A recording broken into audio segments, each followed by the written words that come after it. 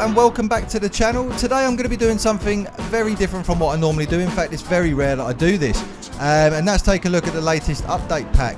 Now I appreciate I am a few days behind with this, apologies for that. I've had a very busy week, but I still wanted to put something out and hopefully you guys appreciate it. Now the update itself is a little bit light compared to what we normally expect each month.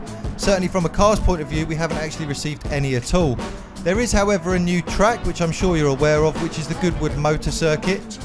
Now, this track was quite an exciting inclusion for me, mainly because I've actually had the chance to go and drive there.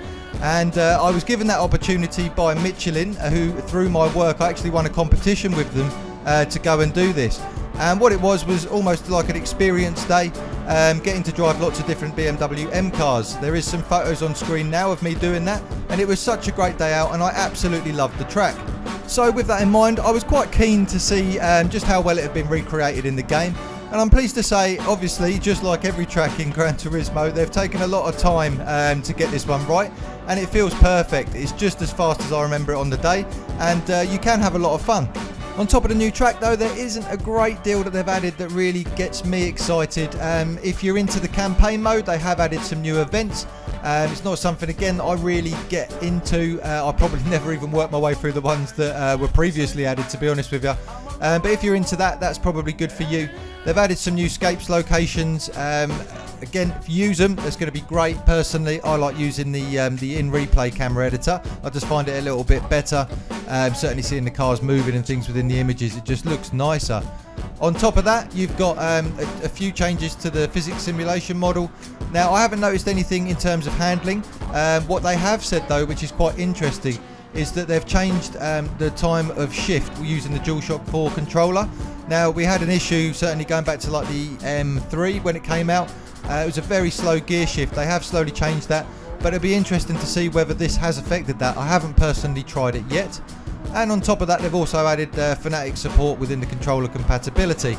So with all that in mind, I know there's been a lot of people complaining about this update and saying just how light it is. And it is light, I would agree with that. But at the same time, we do normally get really, really good updates. And I think with GT Sport, they've been supporting us right from the start. And there's been a consistent flow of stuff coming out that I've never felt this game has got boring. And I just continue to play it for that reason. And with that in mind, I'm not going to focus on the negative. If you want to see stuff like that, there is plenty of videos on YouTube of people moaning about what's going on with GT Sport. But the reality is, we've got a new course, so let's talk about that. Now, the fact that you're here, I'm going to make the assumption that most of you are here because you're into drifting and you want to see what this track's like. Now, I have to say, it's not the best. There are certainly sections within the course itself that lend themselves quite well to drifting on, but we'll get onto that in just a second. What I will say though is it is a very, very fast course, like I said earlier. It's a lot of fun. It's something that's not too difficult to get to know. It's quite simple really, and it lends itself to some really good racing. Now I'm sure before long many of you will be out there linking drifts together all the way around this course, and no doubt there'll be videos of that coming up on YouTube very soon. But I didn't give myself enough of a chance really to get into that side of things. But what I did want to talk about was the drift trial itself. I've had quite a few goes at it now, and I have to say I think it's one of my favourite drift trials in the entire game. You start off with a sweeping right-hander, which then goes into a left. Nothing unusual there, and it's very easy to get through with half decent points. But what I found was it's the second scoring area that is definitely, without a doubt, the most important. Not for the fact that it's got a huge right-hander, but the first section where it actually starts to score you. You need to try and hang it out on that straight and just keep the car sideways to enter into that main corner. You can almost score as many points just down that straight section as you can actually do in the final corner. Playing about with that and practicing a few times, I did manage to get what I considered to be a half decent score in the time that I'd played it. It was using the Porsche 911 GT3 RS, and I managed to get an 11.752.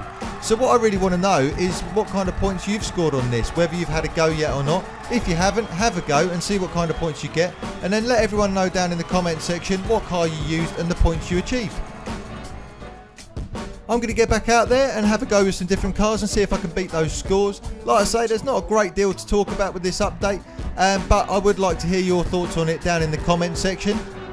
If you've enjoyed today's very brief video about this update, then please give it a like. Also, if you haven't done so already, please subscribe to the channel. I've got GT Sport content coming out every single week. I've got a couple of drift setups coming out this week. Also, there will be a sub setup very, very soon indeed. Thanks for stopping by, and I'll see you all on the next one.